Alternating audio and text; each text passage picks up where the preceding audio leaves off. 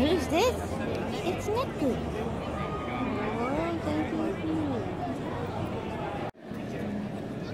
Today from Final Fantasy 9. Best Final Fantasy, don't at me. Time to send people to the Shadow Realm. Konami. They go do la la la.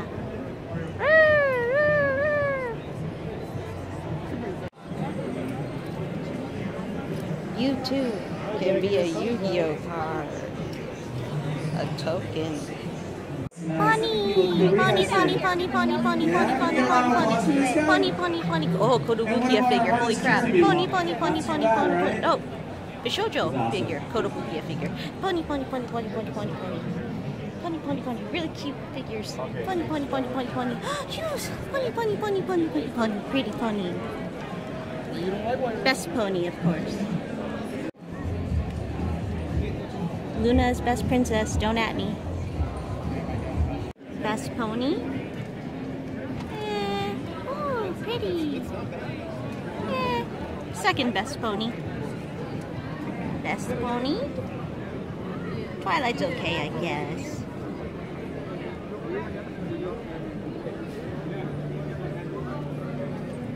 These are so cute. Oh, hold on.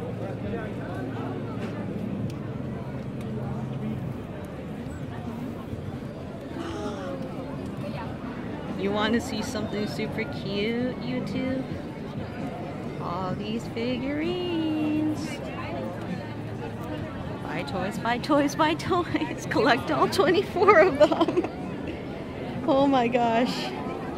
These are all too cute.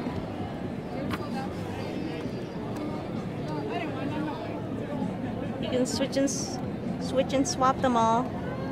They're so cute. Cutie Mark crew.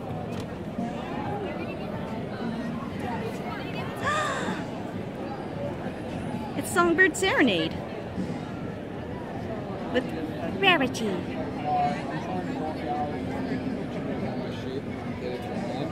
And Best Princess. It's like it took over the entire Gaslamp district. What is this place? It's Comic-Con. Too much to fit in the convention center. How do I get home? Look, it's a good place, only for good people, not for bad people like me.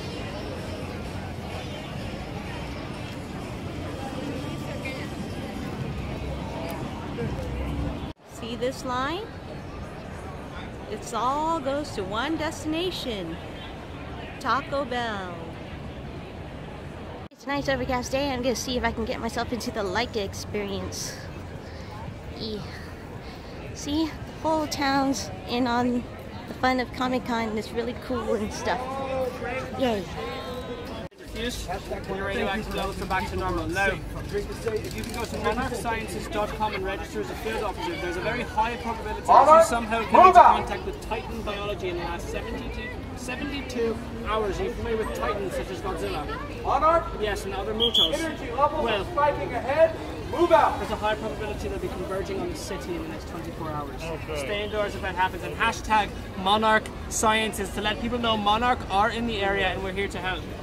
Your radioactive levels are normal. Radioactive levels are normal. Hashtag Monarch Sciences to let people know we're in the area and we're here to help. Actually, you're a little high. Can I get a 5-foot radius around this woman? Can I get a 5-foot radius around? The radioactive levels are normal. You probably came into contact inadvertently with the Titan.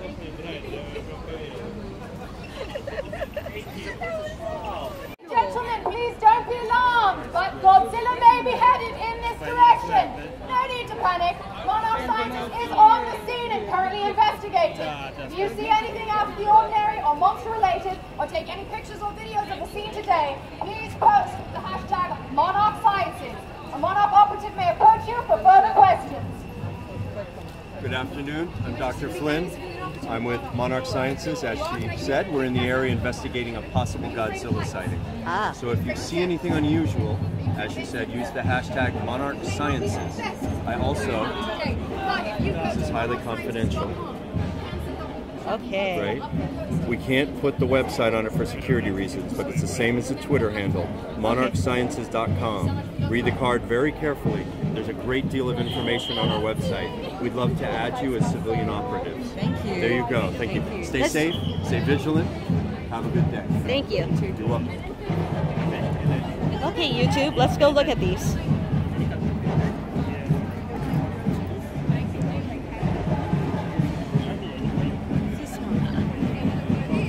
My ID is number 4591.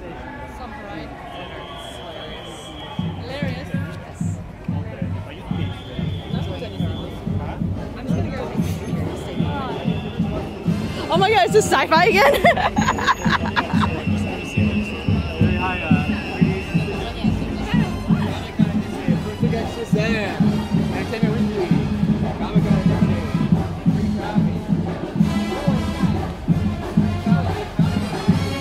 Now, just so you know, Sci-Fi has been going around with these buses. One was a bingo bus, one was a karaoke bus, and now this one's an actual marching band instead.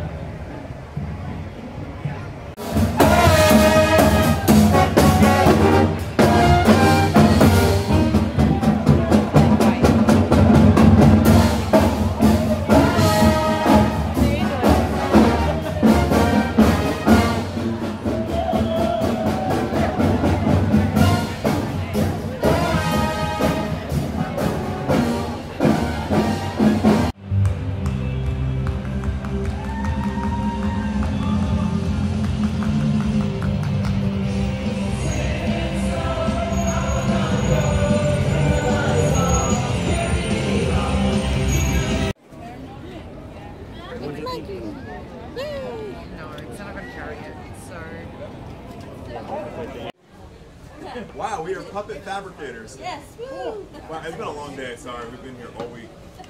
It's our job to build the puppets that you guys see in all your favorite films that LAIKA does.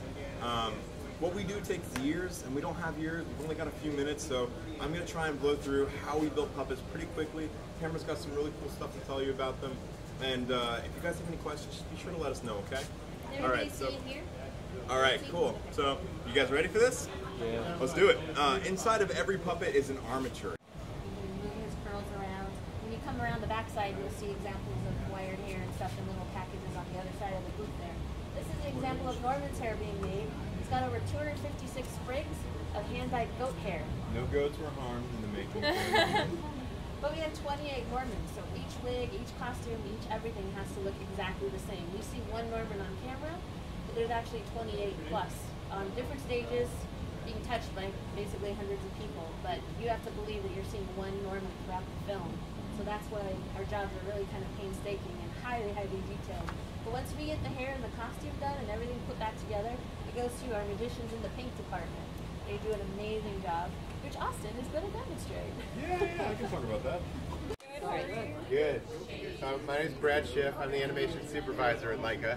I've been there since the very beginning. I animated on Coraline, and I stepped into the animation supervisor role on Paranorman, and I've been the supervisor in every film since. So I wanted to talk you through kind of a day in the life of an animator and how we animate these puppets. So the day starts off, an animator walks into editorial. He's handed one of these, which is an exposure sheet. So this sheet indicates 70 frames of animation. If my shot happens to be more than 70 frames, I'll have multiple pages. So if it's 800 frames, I'll have a stack of pages. Each one of these lines indicates one frame of animation. So I'll go into editorial, sit down, and we'll watch the animatic. Does everybody know what an animatic is? Kind of like a storyboard, except like in motion. It's the film in storyboard form, right? So there's some of it has a lot of motion in it, some of it very little motion. But so the animator and the director will sit down and we'll watch the animatic, and he'll give me his notes. He'll tell me what he wants to see out of a particular scene. I'll take notes, The faces, because we do replacement animation, they're all done ahead of time. So one of these is delivered to the directors approve the faces, and one of these is delivered to set. This is called a face kit. And each one of these faces has a number on the back. See those digits in there? So each one of these numbers is indicated on my exposure sheet. So I know that on frame 24, I have to use the 003 face. So I don't have to worry about doing the faces, and I can concentrate my efforts on everything else that needs to be moved, the hair, the cloth, because there's no such thing as hair simulation or cloth simulation in stop motion. Stop motion animator has to move every little piece of it. So after I get the direction from the director, I'll go off and shoot what's called a lab. So LAIKA, we shoot a very refined, very smooth style of stop motion animation. Our goal is to make these puppets made of cloth, silicone, and steel feel like flesh and bone. We want them to feel like living, breathing creatures. We want people to get immersed in our stories and not be reminded of the medium. And one of the ways we do that is we shoot reference video. So I'll go off, the director will tell me what he wants, Kubo's running away, and everybody's different. Everybody's cast differently. You have your animators, because we're actors essentially. Well, we are actors, and we just act through these puppets. And everybody, like an actor, has different strengths. So some actors are really good at action, while others are good at subtle nuance performances. So we cast the animators accordingly. And in this particular shot, the real shot, Gabe Springer animated. So Gabe went out and he shot what we call a lab. And a lab is video reference. Gabe strapped a camera onto the back of a car. Another animator drove it around, and Gabe chased him through the parking lot. And so you can see there's intricacies, like there's subtleties in Gabe. If you watch his shoulders, if you watch how his elbow tucks in when he runs, like those are things you just don't think of off the top of your head. Like when you're like an animator, has anybody gone to animation school or taken animation classes?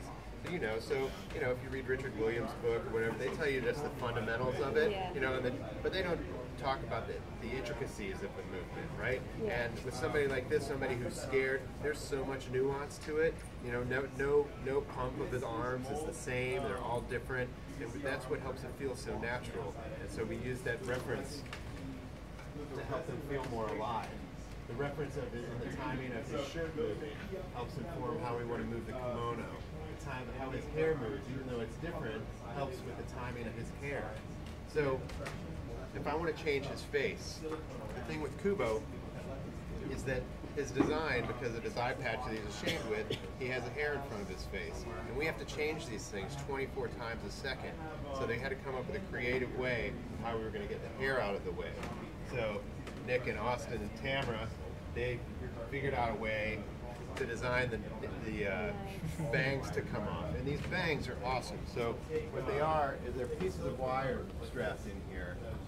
They're all attached in there, and they're covered with hair, and they're painted with silicone to get the look of the film that we wanted. And each one of these strands, 50 or so, is wire, and it's fully posable, right? So did everybody see Kubo? Yeah? So there's that scene at the very beginning of the film where he's sitting in the front of the cave with his mother, and that slight ocean breeze is blowing, and his hair is just slowly drifting.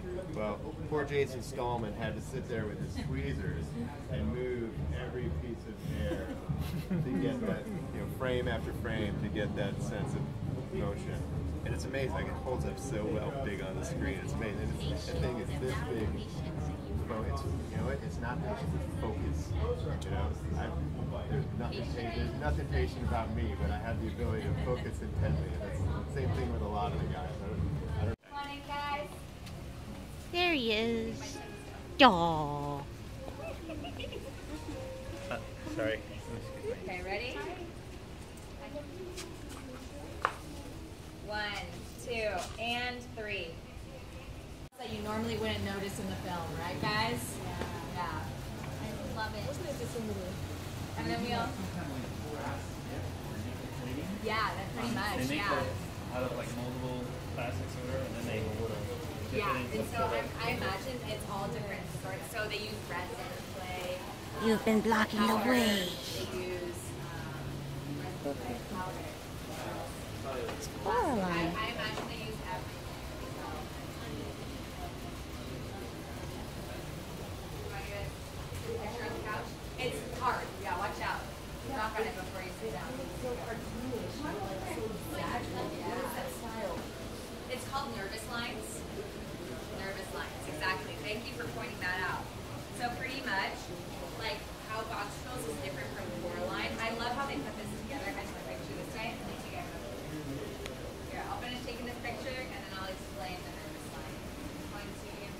Holy crap, they're like little dots and textures I love that they put this together on the arms and legs. well. So right here we have like preciseness, very like, it's cartoony in a sense, but it's also, everything has its place, you know? But over here, I can look at the lines on the floor, none of them are straight. And if you try to look at a line, none of them are straight. Every single one is curvy in some way or another. Because it's kind of like 1700s style. They use pastels as well. But, Oh, sorry. yeah, the technique that they use is called nervous line. So like even the stairs aren't straight. And every single padding on the wall, they're different sizes as well. And nothing is similar. All this is at the top. It's cartoonish, but so like exact. Yeah.